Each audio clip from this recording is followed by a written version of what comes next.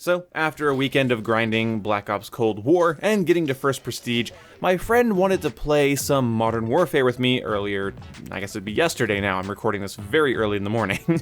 But either way, I was a little reluctant to play Modern Warfare because, well, I want to learn the new Call of Duty. Despite how frustrating it is, I do want to learn it and get a lot of content done on it. But you might be interested as to what I was missing from Cold War when playing Modern Warfare, and what I preferred about Modern Warfare when playing it in contrast to Cold War. So without wasting your time, what did I miss from Cold War when playing Modern Warfare? Well, the first thing was a working normal minimap. I like that Modern Warfare allows you to adopt a stealth playstyle, but the lack of a movement-based ghost perk, plus the lack of a normal working minimap that shows unsuppressed fire, really aided in people thinking the game was too campy in non-objective game modes, and I totally get that.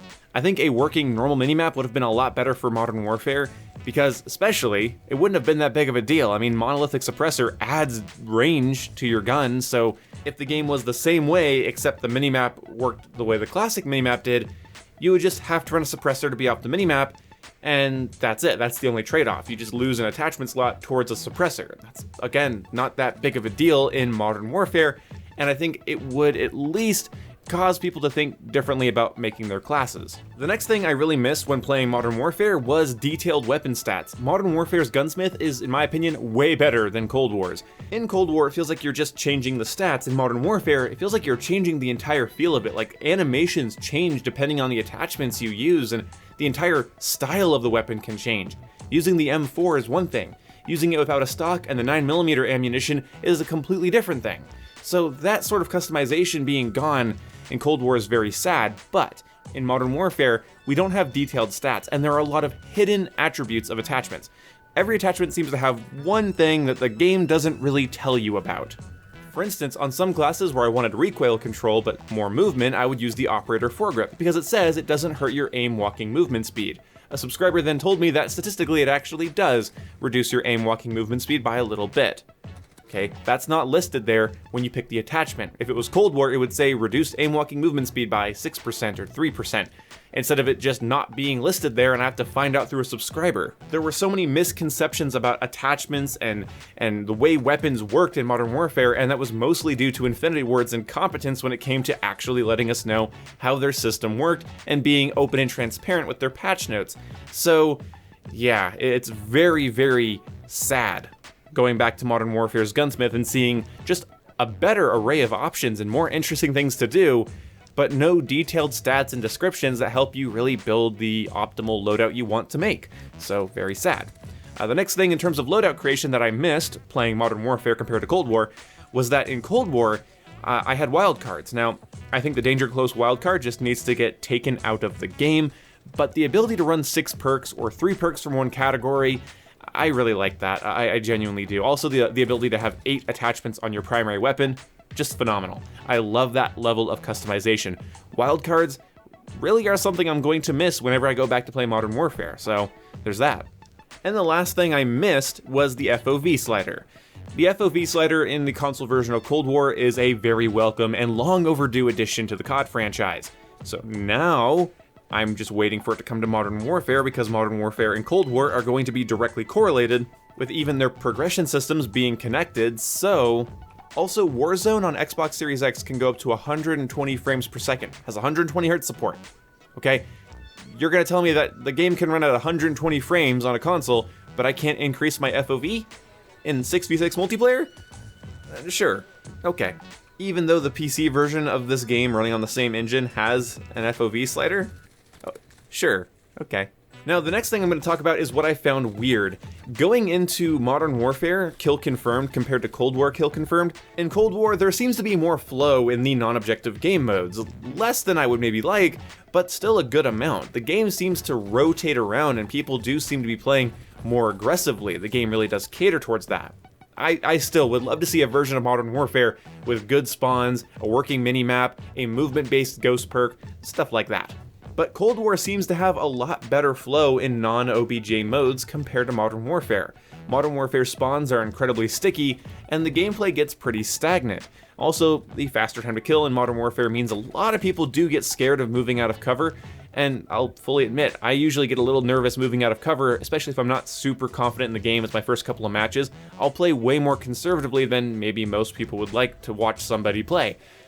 And I just feel like that's due to the map design. There's lots of different angles to get shot from. Now, in Cold War, I think we have the same amount of angles to get shot from, but of course we have a working minimap. The suppressors are actually a nerf to your weapon, so it's a trade-off hiding yourself from the minimap in terms of how much damage you can deal out of range and your bullet velocities, all taken into account there. Also, Dead Silence in Cold War is going to make people feel more comfortable to just run around the map all the time and play more aggressively.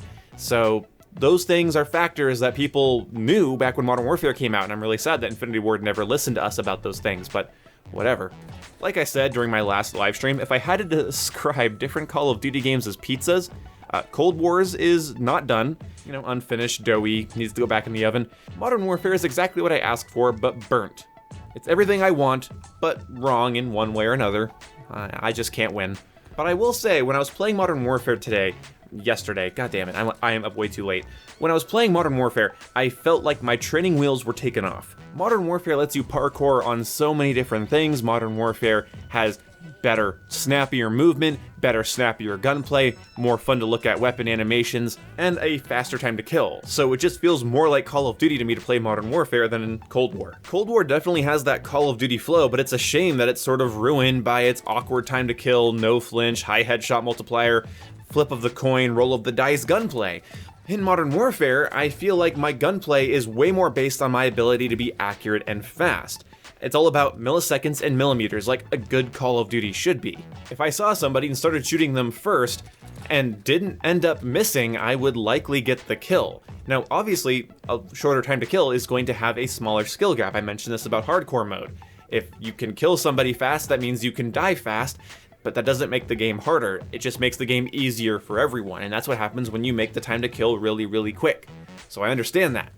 But I also think that Call of Duty has sort of been defined by its fast time to kill, and by increasing it, which isn't inherently wrong, you mess with that, reducing flinch down to an almost unnoticeable level, and then also, of course, having the high headshot multiplier, like I have kept saying since the alpha.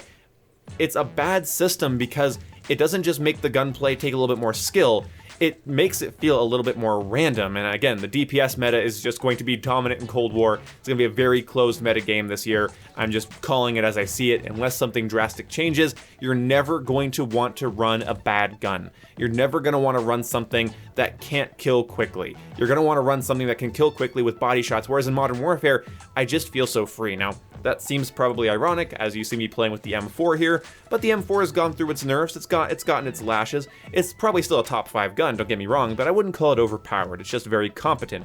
But I think I could have the same level of quality in my gameplay with a Kilo, with an Uzi, with the conversion kit, with the RAM. There are so many weapons I will never take for granted again.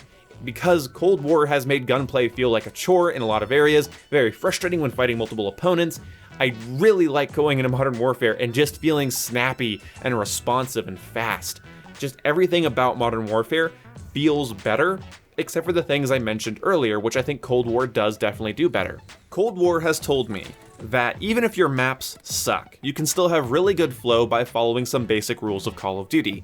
Dead Silence as a perk, minimap shows unsuppressed gunfire, and Ghost is based on movement, and you can't just hide from UAVs while sitting in a corner. Simple things like that.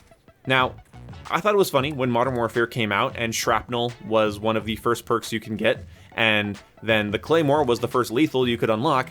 I thought that was hilarious, because, yeah, of course everyone's going to use 2 Claymores, but then we go into Cold War, and Danger Close is the first wild card, and so it's so fucking nade spammy, it hurts. I'd rather somebody sit in a room with a Claymore than throw 4 grenades at me because they injured me, didn't finish me off, and I went around a corner.